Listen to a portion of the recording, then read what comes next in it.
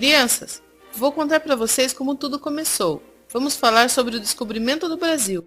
Essa história começou lá em Portugal, quando o rei Dom João, com a Revolução de Avis, centraliza o poder e com isso ele começa a tentar dominar territórios, onde destacou-se o seu filho, o infante Dom Henrique, que foi um importante combatente na tomada do Celta, em 1415. O infante fundou a escola de navegação em Sagres, no litoral de Portugal. A ideia era construir navios para chegar às Índias, encontrando uma rota alternativa, pois Portugal queria ampliar o seu comércio e precisava dominar as áreas onde haviam riquezas naturais. Em Sagres foram construídas inúmeras caravelas e naus, utilizando de tecnologia dos árabes e com a ajuda dos judeus para desenhar os mapas. E foi numa dessas embarcações que Vasco da Gama chegou às Índias.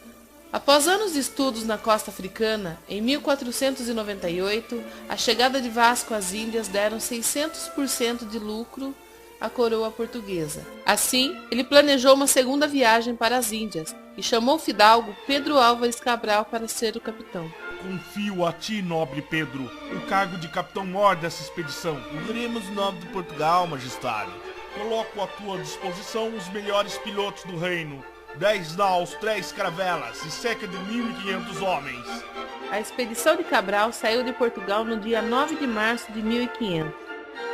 O objetivo era chegar às Índias, mas era preciso investigar uma área no ocidente que pertencesse a Portugal, segundo o Tratado de Tordesilhas.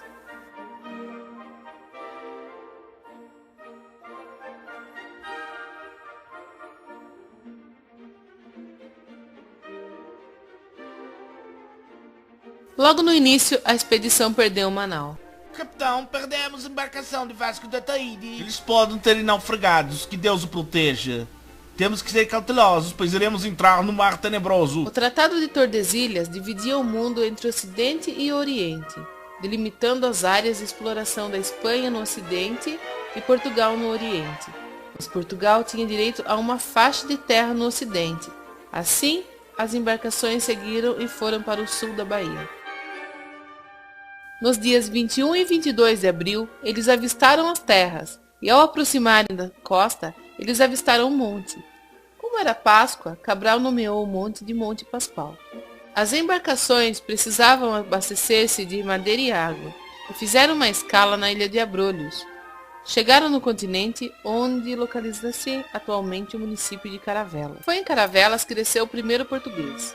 Nicolau Coelho foi designado a fazer um reconhecimento das terras e foi ele que fez o primeiro contato com os indígenas. Nós viemos em paz. Poderia tomar um banho antes. Nicolau Coelho encontrou os tupinambás. No primeiro momento, os índios ficaram cautelosos. Alguns historiadores acreditam que era por causa do mau cheiro dos portugueses. Na Europa, era comum ficarem até 6 meses sem tomar banho. Eles acreditavam que a pele suja protegia de algumas doenças, como a peste negra. O resultado desse encontro virou um escândalo, pois Nicolau tirou seu barrete e deu ao índio. Em troca, o índio deu a ele um arco e flecha. No primeiro contato foi considerado amistoso, porém cauteloso. Durante a noite, uma tempestade caiu e danificou algumas embarcações. Era preciso procurar um porto seguro para suas naus. Assim, eles subiram para Porto Seguro. Em Porto Seguro, Afonso Lopes trouxe 2 nativos até a nau capitânia. Os indígenas foram submetidos a testes. Primeiro mostraram a eles um papagaio. Um deles olhou e apontou para o continente, como se ali tivesse mais daquela espécie de ave. Depois mostraram uma ovelha, mas eles nem ligaram. Ao mostrarem uma galinha, os índios se assustaram. Mas o que mais chamou a atenção naquele dia foi quando o índio foi até Cabral e apontou para o seu medalhão de ouro, e em seguida apontou para o continente, como se ele tivesse ouro. Aí Cabral ficou interessado nas terras, e finalmente resolveu sair do navio. Assim foi realizada a primeira missa no Brasil, na praia de Coroa Vermelha, no dia 26 de abril, pelo Frei Henrique de Coimbra. Louvemos ao Senhor por esta santa missão que nos foi reservada.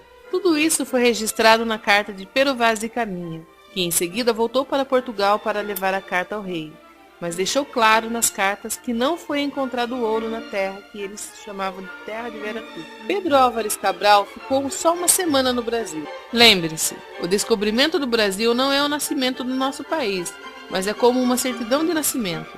A Carta de Pervaz e Caminha é o documento mais antigo que temos dessas terras, mas devemos compreender que os portugueses não descobriram, mas encontraram as terras onde já haviam milhares de índios.